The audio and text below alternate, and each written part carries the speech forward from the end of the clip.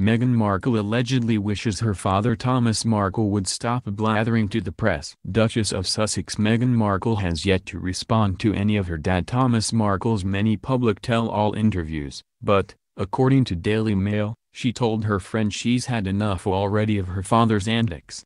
For the life of her, she can't understand why he's digging such a deep hole for himself, and to say things like, "It would be easier for her if her dad died," a source told the news outlet. She said she just wishes her dad would stop blathering to the press. That's the one birthday gift she wanted from her father. According to a recent report, the 37-year-old is allegedly at her wits' end behind closed palace doors. Perhaps that's why she doesn't want to speak with her father just yet. Meghan has no immediate plans to contact her father. Firstly, she's deeply hurt, and secondly, she can't trust him to keep their conversation private, an insider told Daily Mail. They continued, "Meghan is big on being true to herself and taking care of herself, and if this means avoiding toxic relationships, so be it. It's not like she's never ever going to speak with her dad again, but certainly not now, not in this climate." A royal source recently told Vanity Fair, however, that Meghan's sister-in-law Kate Middleton has thankfully been a pillar of support as she navigates her new royal life and deals with the Markle family's continued press attacks on the British monarchy.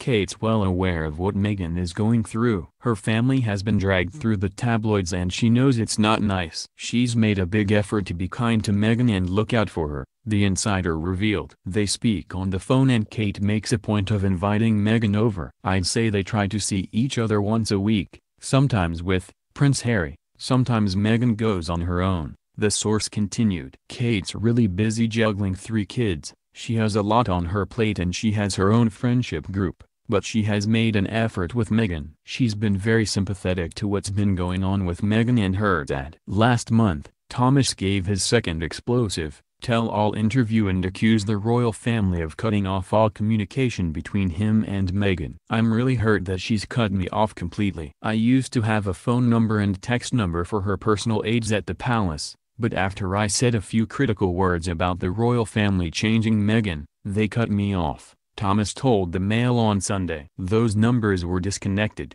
They no longer work. I have no way of contacting my daughter. What's sad is that sometime in the next year Meghan and Harry will have a baby and I'll be a grandfather, and if we're not speaking I won't see my grandchild," Thomas said. "How tragic is that, to deprive a child of its grandfather because I said a few things critical of the royal family." After Thomas broke his silence in his first televised interview with Good Morning Britain in mid-June, Meghan and her husband Harry reportedly had no idea Meg's 74-year-old father had spoken to the press and felt betrayed. "It came as a surprise. They were not given advanced warning," a source told Entertainment Tonight. "They understand he has been harassed by the paparazzi 24/7, but it's hard for them to accept his apology when he's again taking cash," the insider continued. Meghan loves her father deeply and Harry and Meghan have tried to offer him support and guidance adjusting to the media attention. But the relationship is fractured and it will be interesting to see where they go from here. Thomas was allegedly paid around $10,000 for his half-hour interview with Good Morning Britain earlier this summer. However,